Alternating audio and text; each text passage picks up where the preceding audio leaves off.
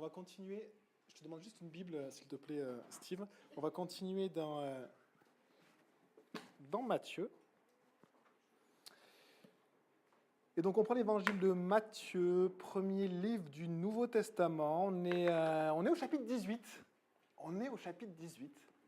On a traversé pas mal de chapitres ensemble, donc à la chapelle, on étudie. On essaie d'étudier simplement, des fois on est un peu compliqué, des fois on bafouille un petit peu, mais on essaie d'étudier simplement la parole de Dieu. Et puis, voilà, on ne choisit pas les textes, c'est-à-dire qu'on étudie un texte, puis après on essaie d'étudier le suivant. Et donc le suivant, c'est Matthieu 18 et les premiers versets. Donc je vous invite à lire avec moi Matthieu au chapitre 18. À ce moment-là, les disciples s'approchèrent de Jésus et dirent cette fameuse question. Qui donc est le plus grand dans le royaume des cieux? Jésus appela un petit enfant, le plaça au milieu d'eux et dit, je vous le dis en vérité, si vous ne vous convertissez pas et si vous ne devenez pas comme les petits enfants, vous n'entrerez pas dans le royaume des cieux.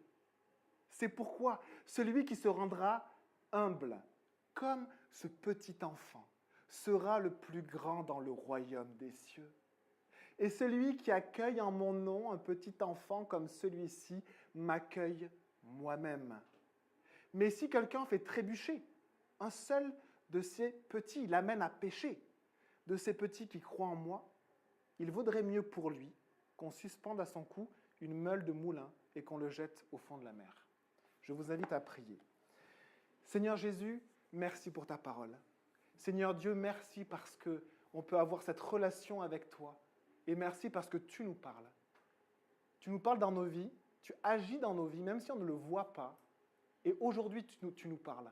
Aujourd'hui, c'est ta bouche qui nous parle parce que c'est ta parole. C'est celle que tu as écrite, c'est celle que tu as amenée pour les hommes, Seigneur. Et on le croit. Et on en fait l'expérience, Seigneur, jour après jour. Et on s'en remet à toi et à ton esprit. Enseigne-nous. Enseigne-nous, parle-nous.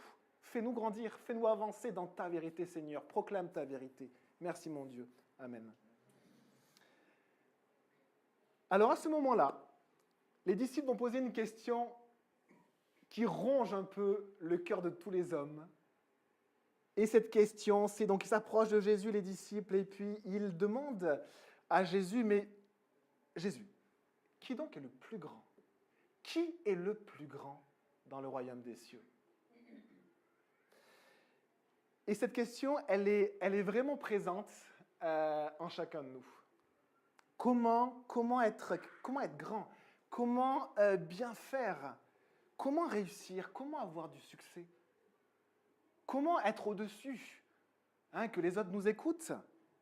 Comment il y a vraiment une aspiration dans le cœur de l'homme? Comment à la fois bien faire ce qui est légitime, mais c'est aussi comment être grand et comment grimper, être en haut. Comment être bien vu? Comment être suivi? Comment être un leader? Et quand on se pose ces questions-là, on voit qu'il y a aussi la chair, notre chair qui embarque. Et moi, je me suis souvent, par exemple, posé la question, qu'est-ce qu'un bon prof? Donc, je suis en partie prof de maths, et puis depuis une dizaine d'années, et régulièrement, on se remet en question, et je pense que c'est pareil, vous, dans votre boulot, dans vos activités, mais comment bien faire? Comment être un bon professeur? Mais dans cette réflexion, il y a quelque chose de légitime, mais il y a aussi caché quelque chose qui vient aussi de ma chair souvent, c'est comment être un prof reconnu par les autres. Comment faire pour que les autres disent « Waouh, c'est bien », comment être apprécié. Il y a aussi en arrière-plan ce petit goût, cette petite teinte.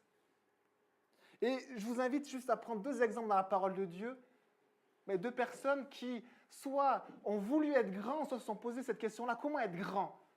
Et ce qui est terrible, c'est que cette question-là, elle commence avec Adam et Ève, et elle a fait chuter Adam et Ève. Le diable est venu dans le corps d'un serpent et a parlé à Ève, Adam était à côté. Et Après avoir mis en doute ce que Dieu avait dit, le diable est constamment en train de mettre en doute ce que Dieu dit. Le diable, c'est un peu comme ma chair. Vous savez, ma chair s'entend très bien avec le diable. C'est toujours, oui, mais. Et le diable a fait ça. Oui, c'est bien ce que Dieu dit, mais. Je vais juste rajouter un petit mais. Et il a dit ceci à Adam et Ève, le jour où vous mangerez de ce fruit, vos yeux s'ouvriront et vous serez comme Dieu. Vous serez grands. Vous serez grands. Et c'est ce qui a fait chuter Adam et Ève. Ah, comment être grand? Je veux de ce fruit. Et ils ont péché parce que c'était défendu, parce que Dieu avait dit non. Si tu le fais, tu vas te détruire. On a un autre exemple dans le peuple d'Israël. Et là, vous pouvez tourner les pages dans 1 Samuel. On va lire quelques versets. 1 Samuel au chapitre 7, page 195. 1 Samuel 7, et au verset 15, par exemple, on lit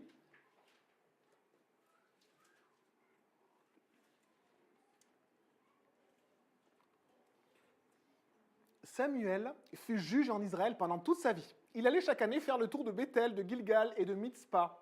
Et il jugeait Israël dans toutes ses villes. Puis il revenait à Rama, où se trouvait sa maison. Il y jugeait Israël. Il construisait là un autel en l'honneur. Et il construisit là un autel en l'honneur de l'Éternel.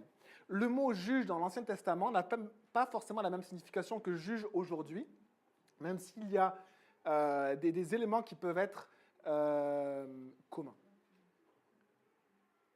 Un juge dans l'Ancien Testament, c'était quelqu'un, vous savez, je reprends les mêmes mots du Seigneur dans un chapitre précédent, qui liait, qui déliait. Ça veut dire qui déterminait ce qui était juste, ce qui était pur, ce qui ne l'était pas.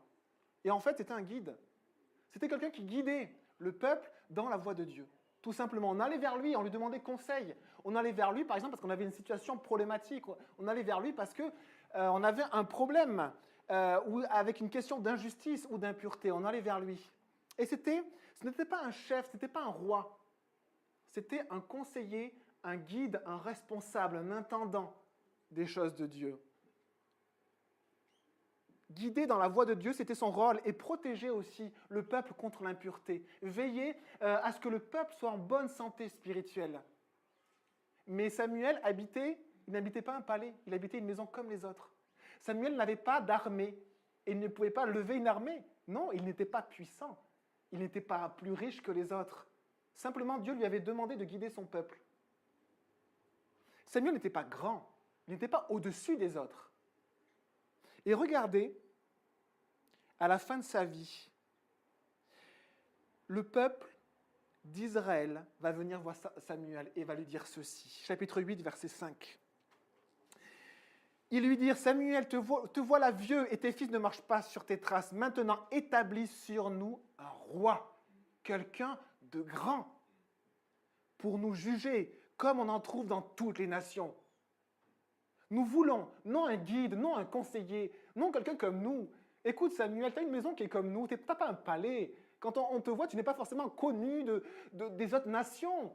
Tu n'es pas habillé avec des habits prestigieux, tu es habillé comme nous, tu es simple.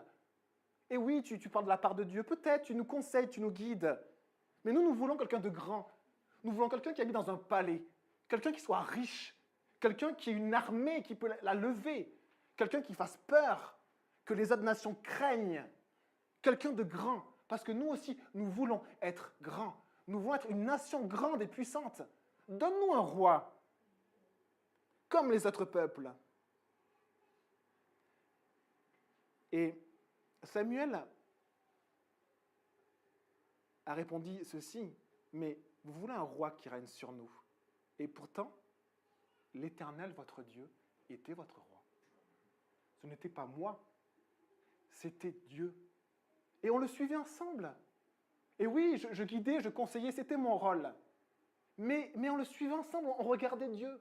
Et maintenant, vous voulez quelqu'un de grand, quelqu'un de puissant pour être comme les autres, mais vous allez suivre ce roi. Et Samuel les a mis en garde. Il a dit, mais vous savez que ce roi qui aura ce palais, qui aura des grandes terres, qui aura une armée, il va prendre vos fils et vos filles pour les amener au combat. Il va prendre vos plus belles filles pour être ses femmes. Il va prendre vos garçons les plus robustes pour être des guerriers autour de lui. Il va demander à son peuple de travailler pour ses propres terres et pour s'enrichir. Et le peuple a dit, ce n'est pas grave, nous voulons un roi, nous voulons être grands. Nous voulons être grands comme les autres nations qui ne connaissent pas Dieu. Alors, Samuel a apporté cela à Dieu, et Dieu a dit, ils veulent un roi, eh bien je leur donnerai un roi. Par contre, un roi qui ressemble à leur cœur. Et ça va être dur. Ils vont bien suivre un roi. Ils vont bien avoir des belles armées. Le roi que Dieu va amener au peuple, ben, c'est vraiment un roi puissant. Il était plus grand d'une tête que tous les autres, Saül. Robuste, colérique, il faisait peur. Et les autres le craignaient. Et du coup, on voit que il y a dans le cœur de l'homme, et on le voit dans la Bible, cette volonté d'être grand. D'être grand, d'être puissant. Et finalement, c'est le modèle du monde actuel, mais c'est le modèle du monde depuis tout temps. C'est le modèle de l'humanité sans Dieu, de notre société. Comment être grand? On apprend ça à l'école. Comment être grand? Comment être au-dessus? Comment grimper? Comment avoir une bonne situation? Comment dire après, à la fin de sa vie, voilà, j'ai été grand, j'ai été reconnu, j'ai été apprécié. Et les disciples viennent et ils demandent à Jésus, comment on fait pour être grand? Comment on fait pour gravir les échelons? Comment on fait pour être au-dessus, pour être apprécié dans le royaume des cieux, dans le royaume de Dieu dont tu nous parles? Comment on fait pour être grand dans l'Église? Comment on fait pour avoir une place dans l'Église? Et pour gravir, pour être apprécié, pour être bon, pour être un leader, pour avoir du succès? Voici la réponse du Seigneur. Matthieu 18 et au verset 2.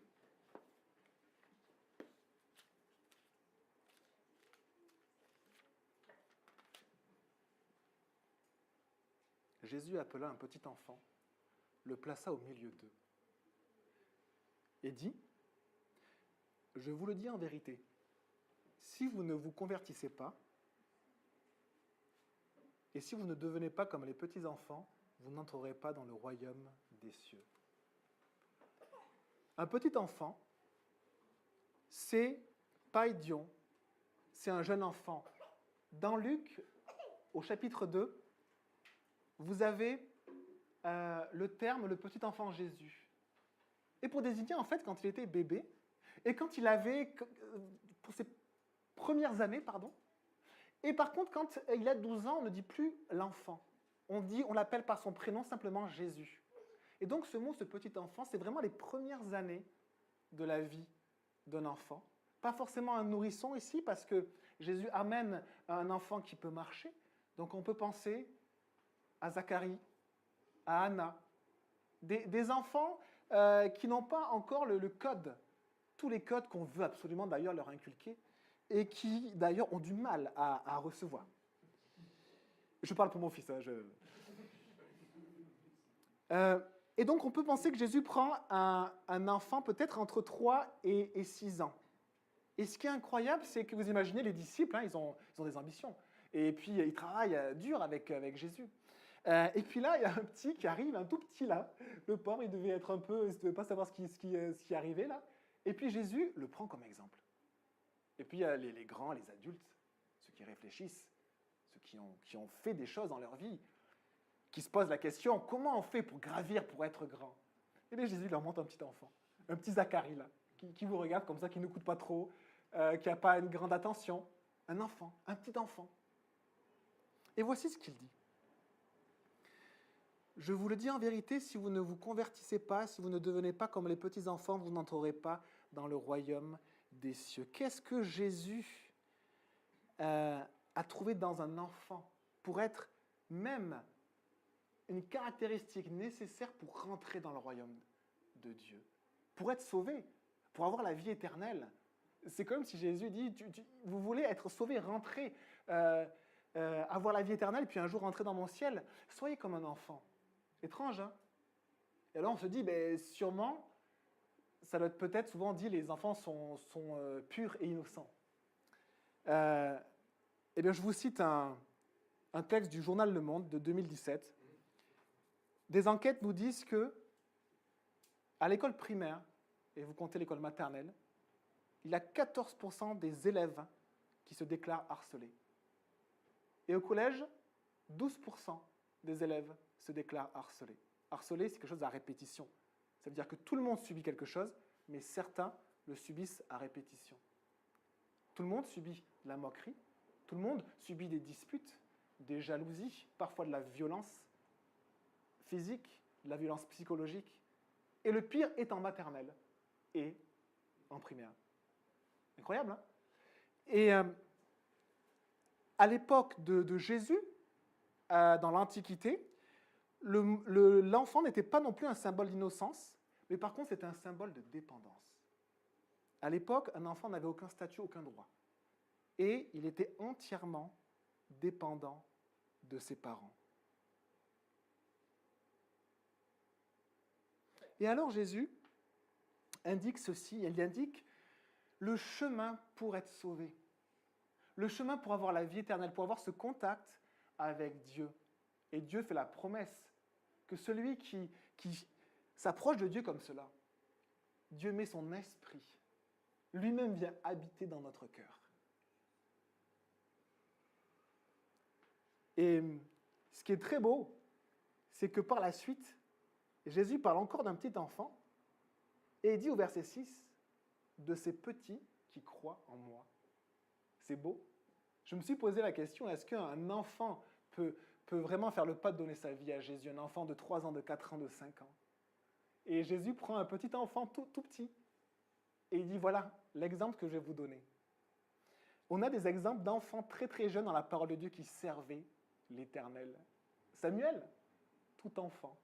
Vous avez cette fille qui avait été déportée, qui aimait son Dieu, qui va dire à Naaman, le Syrien, « Je connais un homme de Dieu qui peut te guérir ».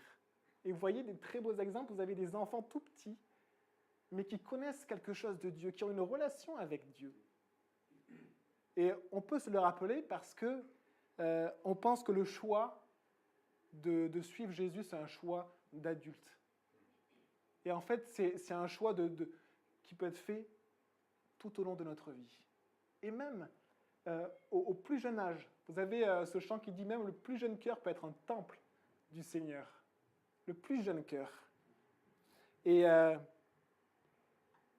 le Seigneur nous dit, si vous ne vous convertissez pas, se convertir signifie littéralement se détourner, tourner le dos. Se convertir, vous savez, c'est vraiment aller dans un chemin et on se convertit, on tourne le dos dans la direction dans laquelle on était, on va dans une autre voie. Et du coup, Jésus cible ceci. Et en fait, c'est un appel à chaque personne qui ne connaisse pas Dieu. Et il dit, mais pour être sauvé, pour me suivre, pour avoir la vie éternelle, eh bien, vous êtes dans une direction. Eh bien, vous avez besoin de vous convertir. Et en fait, pourquoi? Parce que Jésus montre une autre voie qui est très différente de la voie que propose le monde. Elle est très, très différente. Et du coup, Jésus propose vraiment de changer de voie. C'est difficile de changer de voie, de faire le choix de se détourner, de ne pas faire comme les autres. Être selon le modèle du monde, selon le modèle de la grandeur du monde, de cette vision de la vie que le monde nous donne, des actions du monde. Et il y a ce côté de se détourner. Et il continue, se détourner de ton ancienne conduite. Et devenir comme un enfant. Devenir comme un enfant, c'est-à-dire, et là, il faut juste savoir que on peut comprendre juste ça comme étant descendre de ma hauteur. Vous savez, un enfant, il croit ce que leurs parents lui disent. Il croit. Papa a dit ça, alors c'est vrai. Un adulte, que ce soit son patron, que ce soit un scientifique, il se dit, on va réfléchir. On va réfléchir. C'est peut-être bien, mais c'est une caractéristique de l'adulte. L'enfant, quand son papa lui dit quelque chose, il croit, papa l'a dit, donc c'est vrai. L'enfant est enseigné, éduqué par ses parents. Et vous savez quoi? L'enfant est tellement plus malléable que l'adulte. L'enfant peut être insupportable. On est d'accord. J'ai 3 enfants, 3 gars. Certaines fois, ils sont insupportables. Ils sont têtus, ils sont désobéissants, mais ils sont malléables. Tellement plus malléables que les adultes. Les enfants ont la capacité de changer tellement plus rapidement, même si on ne le voit pas, que les adultes. Et les enfants font part de leurs soucis, de leurs besoins à leurs parents. Ils ont un côté extrêmement naturel et vrai. Les enfants ont du mal à cacher les choses. Ils essaient. Ils essaient de mentir, mais ils ne sont pas très bons. Ils essaient d'être hypocrites. Ils essaient d'avoir 2 visages, mais ils ne sont pas bons du tout. On les voit venir à 3000. Et les enfants ont vraiment ce côté-là. Jésus ne dit pas « le cœur des enfants est pur ». Non. Mais il dit « mais prenez exemple sur les enfants. Les enfants sont vrais ». Et on sait très bien que les enfants disent souvent ce qui leur passe par la tête. « Papa, pourquoi le monsieur il est gros ? Papa, pourquoi cette personne a pu… Ah, s'il te plaît, elle t'entend. Papa, pourquoi lui il est moche ?» Et les enfants, en fait, disent ce qui leur passe par la tête. Et ce qui est incroyable, c'est que Jésus prend comme exemple un enfant. Un petit enfant comme Anna, comme Zacharie. Les enfants, et c'est une des particularités extrêmement importantes, ils sont entièrement dépendants de leurs parents pour subvenir à leurs besoins. On a un petit nourrisson là, il est entièrement dépendant de sa maman pour sa nourriture. Et vous savez, les psychologues ne disent pas que des choses bizarres, ont listé les besoins fondamentaux de l'être humain. Et quand on lit, alors, ils rajoutent des petites choses sur lesquelles, personnellement, je ne suis pas d'accord, mais quand on lit la liste qu'ils proposent, il n'y a rien d'extraordinaire. Et les besoins fondamentaux, bien, ils disent en premier, on a les besoins physiologiques, donc se nourrir, se désaltérer et dormir. Et d'ailleurs, sur ces besoins primaires, hein, le prof que je suis, on combat au collège pour que les enfants dorment bien.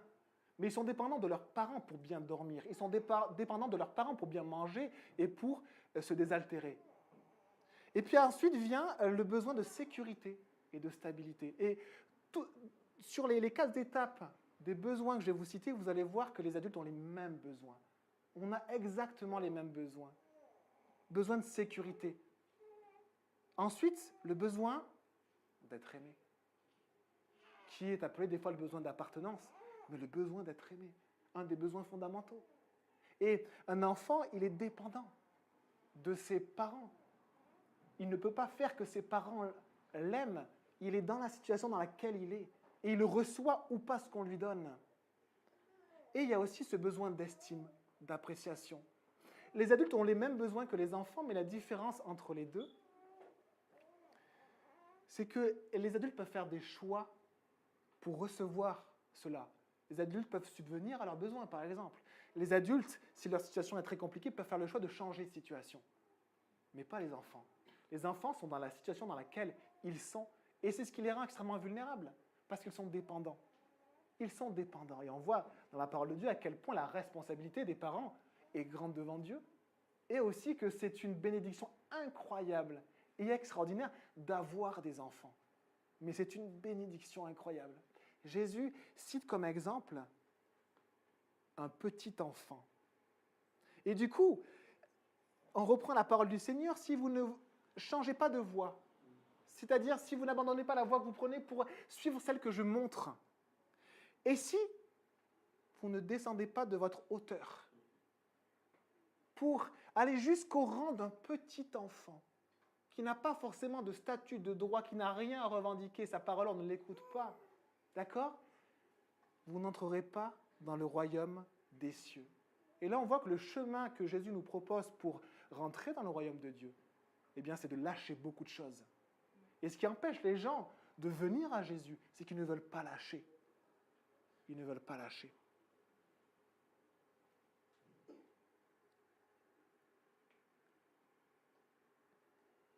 Le Seigneur dit, le royaume des cieux, dans Matthieu 19, verset 14, le royaume des cieux est pour ceux qui leur ressemblent, pour ceux qui ressemblent à des petits-enfants. Tellement plus malléables que leurs parents, tellement plus de foi que leurs parents. Les parents ont du mal à croire Mais les enfants n'ont pas de mal à croire. Tellement de mal à avoir un double visage, de montrer quelque chose qui n'est pas soi. Les adultes passent leur vie entière à construire une image d'eux qui n'est pas la vraie image d'eux. Montrer quelque chose d'eux qu'ils ont construite pour faire bien, pour être grand, pour être apprécié, mais qui ne reflète pas le cœur. Et Dieu rappelle dans sa parole, l'homme regarde à l'apparence. Ça veut dire que l'homme regarde au masque que chacun met. Oh, il est beau ton masque, mais Dieu regarde au cœur. Dieu s'en fiche du masque, et il regarde au cœur. Et le problème, c'est que on ne veut pas montrer notre cœur, on veut montrer notre masque.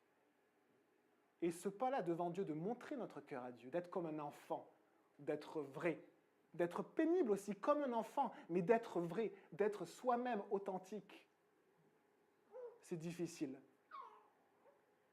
Et le Seigneur dit, si vous ne devenez pas comme un enfant, vous n'entrerez pas dans le royaume des cieux.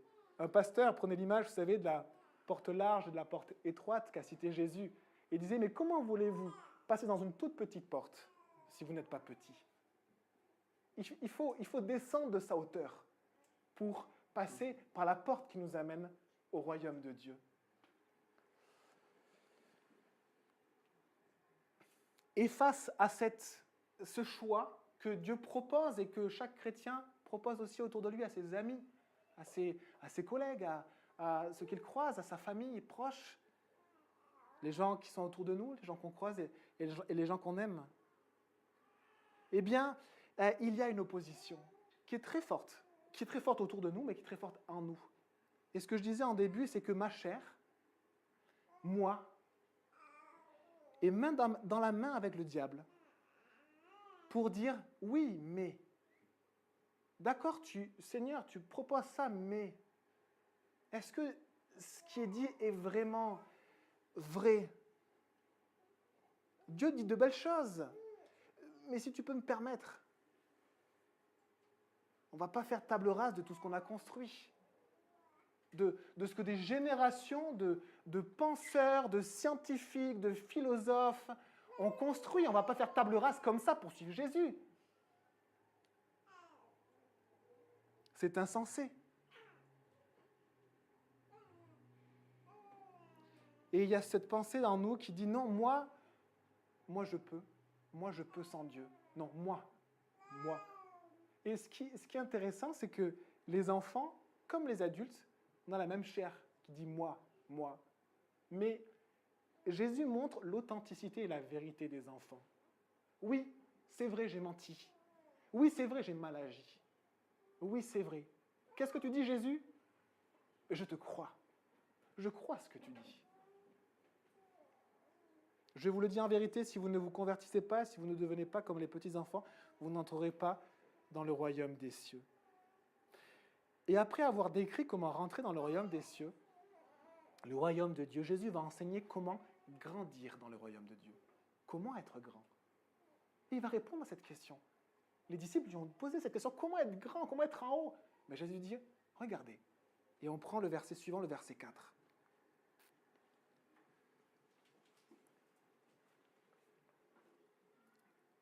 C'est pourquoi celui qui se rendra humble comme ce petit enfant, j'ai un petit enfant qui est juste devant moi, comme ce petit enfant,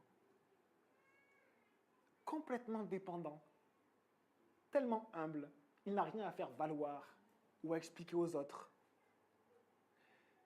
sera le plus grand dans le royaume des cieux. Se rendre humble, c'est perdre son orgueil, c'est s'abaisser, c'est avoir une opinion modeste de soi, c'est se conduire sans prétention, c'est être dénué de toute arrogance, c'est descendre de là où on est, descendre. Et on revient à la question du début. Jésus, comment être grand, comment réussir, comment avoir de l'impact, comment être un leader, être au-dessus, grimper les échelons, être reconnu, comment être grand? Adam et Ève ont voulu être grands, ils ont tout fichu en l'air. Le peuple d'Israël a voulu être grand, même histoire. L'homme veut être grand.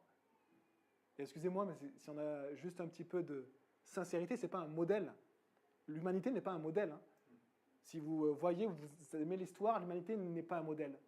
Ce que Dieu propose est un modèle. La vérité de Dieu est un modèle. Mais l'homme a besoin d'être transformé pour vivre le modèle de Dieu. Et on remarque quelque chose de surprenant. Ce qui a de la valeur dans le royaume de Dieu est tellement différent de ce qui a de la valeur dans le royaume des hommes. Mais tellement différent. Mais ça n'a rien à voir. Et les pensées s'opposent complètement.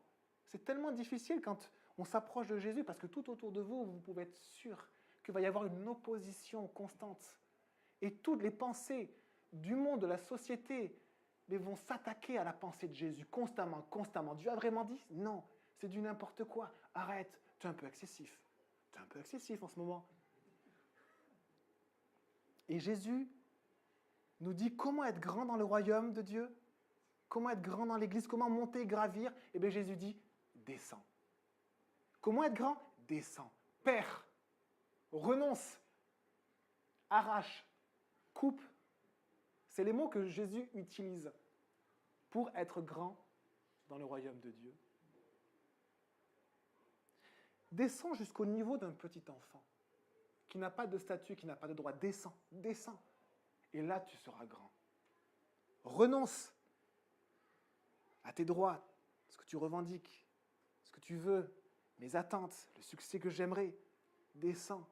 Et puis, regarde l'exemple du Maître. Regardons ensemble l'exemple du Maître. Matthieu 10, verset 45. Marc 10, verset 45. Je vous ai fait un aller-retour dans la Bible. Petit virage.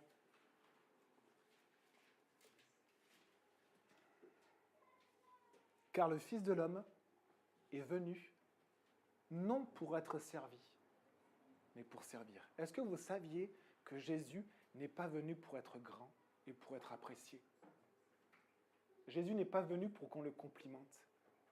Il n'est pas venu pour gravir. Il est venu pour descendre.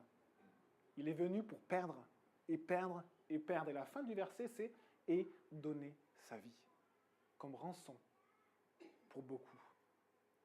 Jésus est venu pour descendre, descendre, descendre, et pour donner sa vie. Et qu'est-ce que nous dit la parole de Dieu? Dans le royaume de Dieu, on ne travaille pas pour être grand à l'image du Maître. On travaille pour servir. On travaille pour servir. Et regardez, je vous lis ce verset de 1 Jean 3, 16. « Voici comment nous avons connu l'amour de Dieu, le véritable amour. Vous avez soif d'amour, il se situe en Dieu. Christ a donné sa vie pour nous. Christ a donné sa vie pour toi. Christ a donné sa vie pour toi. Nous aussi, nous devons donner notre vie pour les frères et sœurs, à l'image du Maître. Voilà le chemin que Jésus montre dans le royaume de Dieu et dans son Église. Tu veux être grand? Oui, il y a un chemin pour être grand. Descends. Imite le Maître, sers et donne ta vie. Apprends à servir et tu grandiras. Apprends à donner ta vie et tu grandiras. Et on se souvient de cette parole du Seigneur et ça nous montre une autre facette aussi de ce verset. Ce verset, si quelqu'un veut venir après moi, qu'il renonce à lui-même, qu'il se charge de sa croix et qu'il me suive. Vous savez ce qui se passe sur une croix? Sur une croix, on meurt. Sur une croix, on meurt. Jésus dit, prends ta croix. Jésus est mort. Jésus a donné sa vie. Et il nous invite à donner aussi notre vie.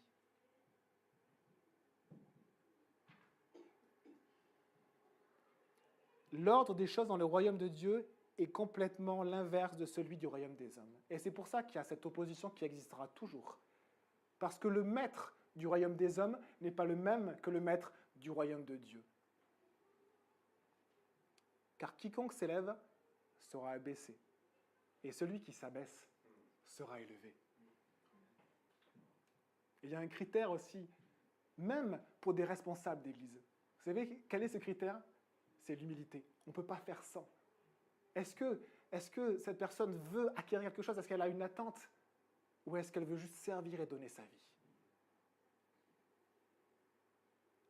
Alors, on a vu que dans le royaume de Dieu, Jésus a montré comment rentrer. Et ici, il montre comment grandir Et puis, dans le royaume de Dieu aussi, il montre comment accueillir. Et c'est le dernier verset qu'on va voir ensemble, le verset 5 de Matthieu. Et celui qui accueille, qui reçoit, celui qui accueille en mon nom un petit enfant comme celui-ci, ce même enfant qui est au milieu des disciples, m'accueille moi-même. Accueillir, c'est un mot un peu large qui veut dire à la fois recevoir, à la fois accorder l'hospitalité, donc c'est-à-dire accueillir chez soi. Ça veut dire aussi prendre sur soi, endurer, soutenir, recevoir favorablement, et ça veut dire aussi ne pas refuser une relation, ne pas refuser le contact, accueillir. Jésus parle d'accueillir en son nom, de sa part un petit enfant. Alors effectivement, dans ce passage-là, il y a plusieurs lectures. La première lecture, c'est que Jésus parle vraiment du petit enfant. Mais Jésus a aussi comparé ses propres disciples à des petits-enfants. Et du coup, Jésus parle à la fois de ce petit enfant qui est devant les disciples, mais il parle aussi de personnes qui sont des disciples de Jésus, ou des personnes aussi qui sont attirées par Jésus, peut-être qui n'ont pas encore fait ce pas de rentrer, mais que Dieu attire des petits. La Bible les appelle, avec cette douceur, comme des petits. Et de ces petits-là, Dieu met en garde et dit, mais si quelqu'un fait trébucher un seul de ces petits qui croient en moi, ou que Dieu veut attirer à lui, il vaudrait mieux pour lui qu'on suspende à son cou une meule de moulin et qu'on le jette au fond de la mer. Et on est d'accord? Les petits ont un prix incroyable pour les yeux de Dieu. Les petits-enfants, en premier, ont un prix incroyable aux yeux de Dieu. Et vous savez que les enfants, c'est une bénédiction. Et moi, j'ai eu beaucoup de temps à le réaliser, parce que étant ado, mais je ne supportais pas ces petits-enfants qui courent partout, qui demandent toujours « moi, j'ai soif », etc. Vous voyez, hein, ça ressort. Hein? Et Dieu dit qu'ils ont un prix incroyable à ses yeux et qui sont une bénédiction. Et voir tous ces enfants juste dans cette église, mais vous n'imaginez pas quel prix ça a. Et deuxième chose, les petits aussi du royaume de Dieu, ou ceux que Dieu attire, ont un prix pour Dieu incroyable. Dieu déteste qu'on leur fasse du mal, ou qu'on les oriente vers un mauvais chemin. Ou qu'on les oriente vers un mauvais chemin.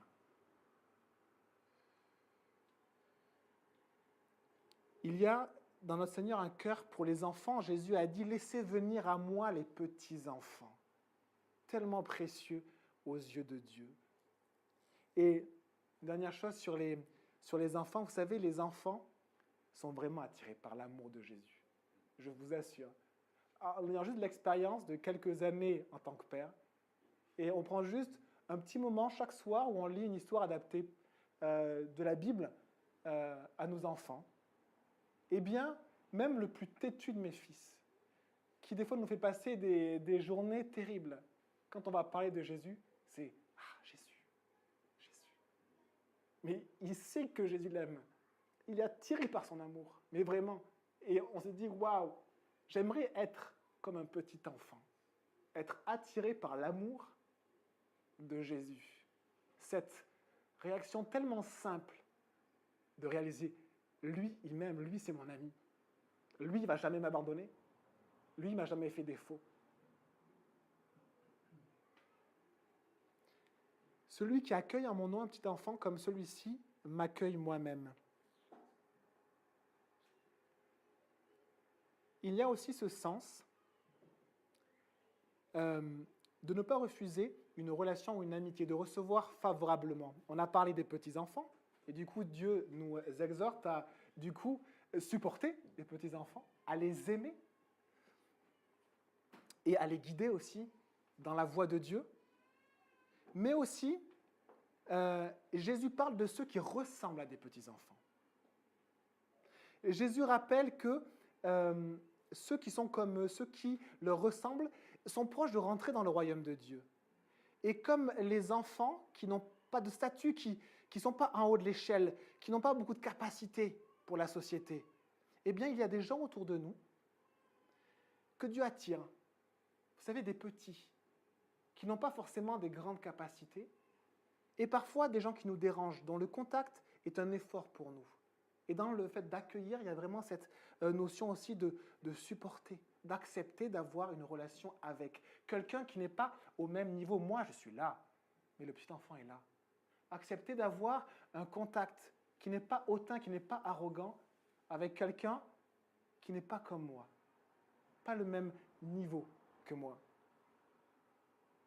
Rappelez-vous que Jésus est allé à pied jusqu'à une ville qui s'appelle Sichar, une ville de Samaritains, qui étaient des personnes qui n'étaient pas aimées et qui étaient méprisées. Jésus est allé vers les petits. Rappelons-nous que la vie de cette personne était vraiment un désastre. Elle avait eu 5 maris et l'homme qui vivait avec elle n'était pas son mari. Sa vie était un désastre, un modèle de péché. Jésus est allé vers elle. Parce que Dieu l'a tiré pour entrer dans son royaume. Comme un petit qui est attiré. Et Dieu nous dit, ne méprisez pas ces gens-là. Ne les méprisez pas. Dieu les attire. Je vous cite ce verset de Jésus qui dit, mais ce ne sont pas les bien portants qui ont besoin de médecins, mais les malades. Je ne suis pas venu appeler des justes les gens qui sont là, mais des pécheurs.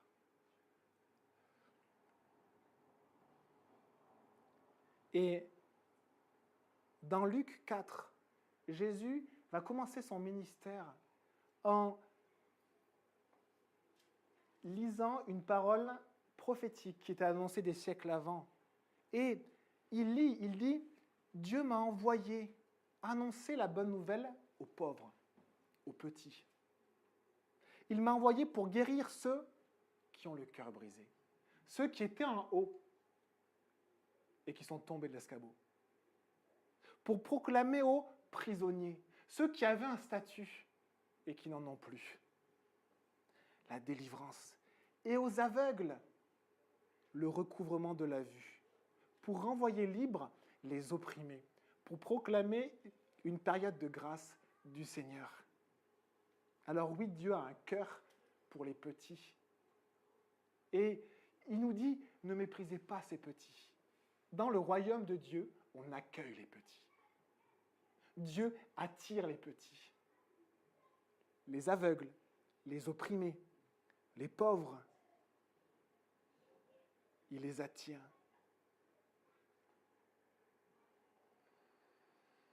Et peut-être que parfois autour de nous, moi j'en ai fait l'expérience, j'étais avec des grands. Et quand c'est bien d'être avec des grands parce que ça nous forme un peu, et puis quand on arrive un peu à être dans un groupe de grands, ben, il y a une valorisation quand même. Mais je n'ai pas vu pendant pas mal de temps, et Dieu me l'a montré, une personne à mon boulot qui était à côté de moi et que je dédaignais un peu. Je n'étais pas méchant avec elle, mais je n'avais pas forcément envie d'avoir un contact avec cette personne-là. Et au moment où j'ai eu ma mutation pour quitter mon boulot, eh bien, elle a dit une phrase qui montrait que Dieu l'attirait. Comme si c'était un petit que Dieu attire dans son royaume. Et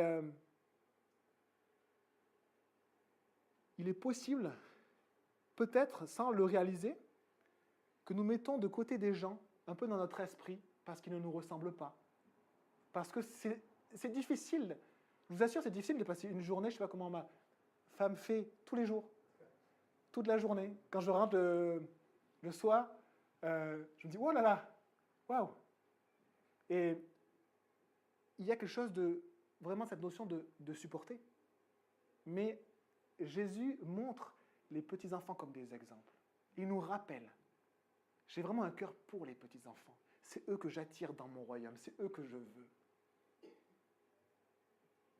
Des gens qui ont atteint des limites dans leur vie, eh bien, ces personnes-là, les petits, ils sont beaucoup plus proches de changer de voie et de suivre Jésus que ceux qui suivent une voie qui leur a apporté le succès, la richesse, l'appréciation. Et des fois, il faut tomber de son escabeau pour accepter la voie de Jésus. Je vous relis juste les 5 versets et après on priera, on a fini. À ce moment-là, les disciples s'approchèrent de Jésus et dirent « Qui donc est le plus grand dans le royaume des cieux ?» Jésus appela un petit enfant, le plaça au milieu d'eux et dit, « Je vous le dis en vérité, si vous ne vous convertissez pas, et si vous ne devenez pas comme les petits-enfants, vous n'entrerez pas dans le royaume des cieux. C'est pourquoi celui qui se rendra humble comme ce petit enfant sera le plus grand dans le royaume des cieux. Et celui qui accueille en mon nom un petit enfant comme celui-ci, m'accueille moi-même. » Accueillir au nom de Jésus, accueillir de sa part. Bien sûr, on a besoin d'être rempli de Saint-Esprit, d'être guidé par le Seigneur pour accueillir de la part du Seigneur. Et je vous invite à prier. Seigneur Jésus, merci pour ta parole. Et vraiment que tu puisses nous remplir de ton amour. Que comme des petits enfants, on voit souvent les autres comme des petits, mais Seigneur, on n'est rien. On n'a rien à revendiquer et on ne mérite rien. Et toi, tu nous as vraiment pris, tu dis, comme sur un tas de fumier, tu nous as placés parmi les notables. On est des petits, Seigneur. Et merci, Jésus, parce que tu nous aimes, que tu ne nous trahiras jamais, que tu seras toujours fidèle et que personne ne peut nous ravir de ta main, Seigneur. Merci, merci, Jésus. Amen.